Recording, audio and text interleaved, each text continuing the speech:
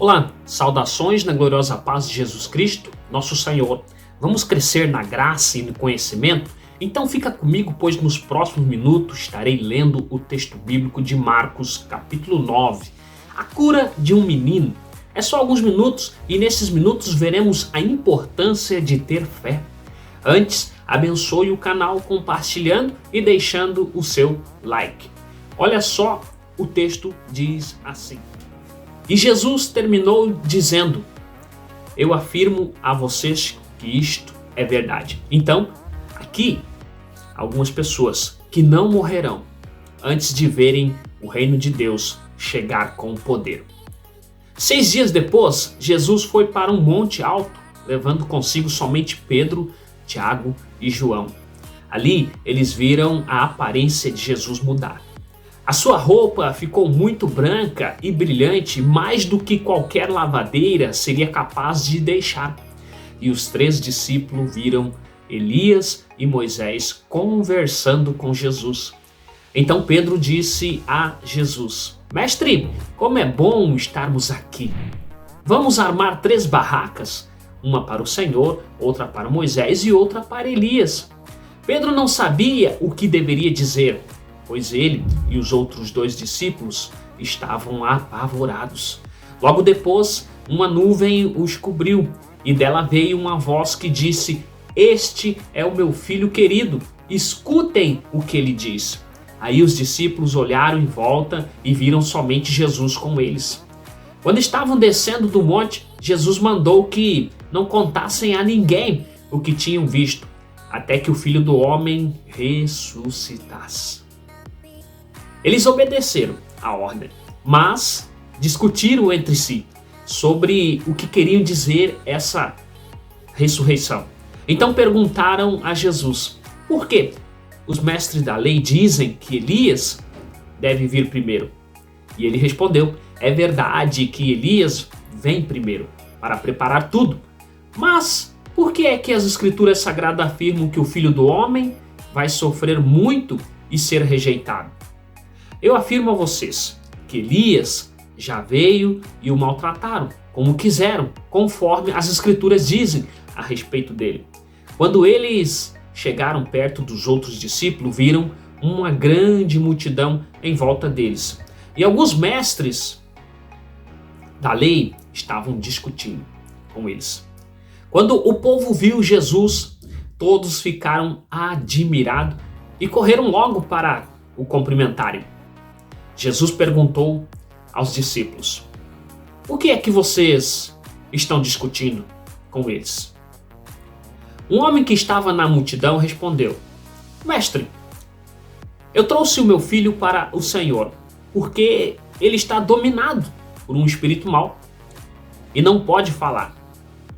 Sempre que o espírito ataca o meu filho, joga-o no chão e ele começa a espumar e a ranger os dentes. E ele está ficando cada vez mais fraco. Já pedi aos discípulos do Senhor que o expulsasse, o espírito, mas eles não conseguiram. Jesus disse: gente sem fé, até quando ficarei com vocês? Até quando terei de aguentá-los?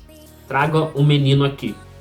Quando o levaram, o espírito viu Jesus e sacudiu com força o menino. Ele caiu e começou a rolar no chão, espumando pela boca. Aí Jesus perguntou ao pai: quanto tempo faz que seu filho está assim? O pai respondeu: ele está assim desde pequeno. Muitas vezes o espírito o joga no fogo e na água para matá-lo. Mas se o Senhor pode, então nos ajude. Tenha pena de nós. Jesus respondeu: se eu posso, tudo é possível para quem tem fé. Então o pai gritou: eu tenho fé. Ajude-me a ter mais fé ainda. Quando Jesus viu que muita gente estava se juntando ao redor dele, ordenou aos espíritos maus: espírito surdo e mudo, saia desse menino e nunca mais entre nele. O espírito gritou, sacudiu o menino e saiu dele, deixando-o como morto. Por isso todos diziam que ele havia morrido. Mas Jesus pegou o menino pela mão e o ajudou a ficar de pé. Quando Jesus entrou em casa, os seus discípulos lhe perguntaram: em particular. Por que foi que nós não pudemos expulsar aquele espírito? Jesus respondeu: esse tipo de espírito só pode ser expulso com oração. Jesus e os discípulos saíram daquele lugar e continuaram atravessando a Galileia. Jesus não queria que ninguém soubesse onde ele estava, porque estava ensinando os seus discípulos. Ele lhe dizia: o Filho do Homem será entregue nas mãos dos homens e eles vão matá-lo, mas 3 dias depois ele ressuscitará. Eles não entendiam o que Jesus dizia, mas tinham medo de perguntar. Os discípulos chegaram à cidade de Cafarnaum. Quando lá estavam em casa, Jesus perguntou aos 12 discípulos: o que é que vocês estavam discutindo no caminho? Mas eles ficaram calados, porque no caminho tinham discutido sobre qual deles era o mais importante. Jesus sentou-se, chamou os 12 e lhe disse: se alguém quer ser o primeiro, deve ficar em último lugar e servir a todos. Aí segurou uma criança e a pôs no meio deles, e abraçando disse aos discípulos: aquele que, por ser meu seguidor, receber uma criança como esta, estará também me recebendo. E quem me receber, não recebe somente a mim, mas também aquele que me enviou. João disse: mestre, vimos um homem que expulsa demônio pelo poder do nome do Senhor, mas nós o proibimos de fazer isso, porque ele não é do nosso grupo. Jesus respondeu: não o proíbam, pois não há ninguém que faça milagres pelo poder do meu nome e logo depois seja capaz de falar mal de mim. Porque quem não é contra nós é por nós. Eu afirmo a vocês que isto é verdade.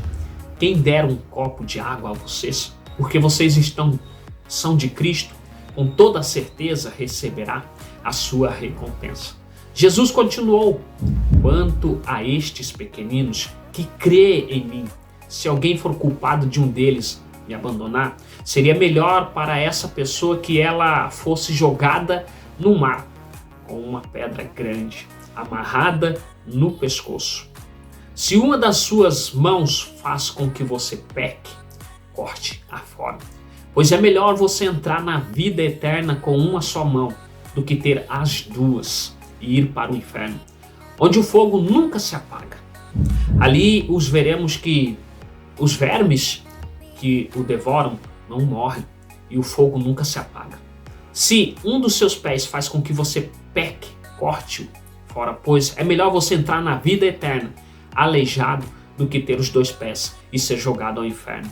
Ali os vermes que devoram não morrem e o fogo nunca se apaga. Se um dos seus olhos faz com que você peque, arranque-o, pois é melhor você entrar no reino de Deus com um só olho do que ter os 2 e ser jogado no inferno. Ali os vermes que devoram não morrem e o fogo nunca se apaga, pois todas as pessoas serão purificadas pelo fogo, assim como os sacrifícios são purificados pelo sal. O sal é uma coisa útil, mas se perder o gosto, como é que vocês poderão lhe dar gosto de novo? Tenham sal em vocês mesmos e vivam em paz uns com os outros. Deus abençoe você. Eu vou ficando por aqui. Foi muito bom mencionar esse texto bíblico do Evangelho de Marcos, capítulo 9. Compartilhe com alguém e divulgue os trabalhos daqui do canal EVG Israel TV. Lembre-se que Bíblia na mão é Jesus Cristo, nosso Senhor, no coração. Um forte abraço. Tchau, tchau. Uma outra coisa que é muito importante: ler a Bíblia transforma a nossa vida para vivermos cada vez melhor.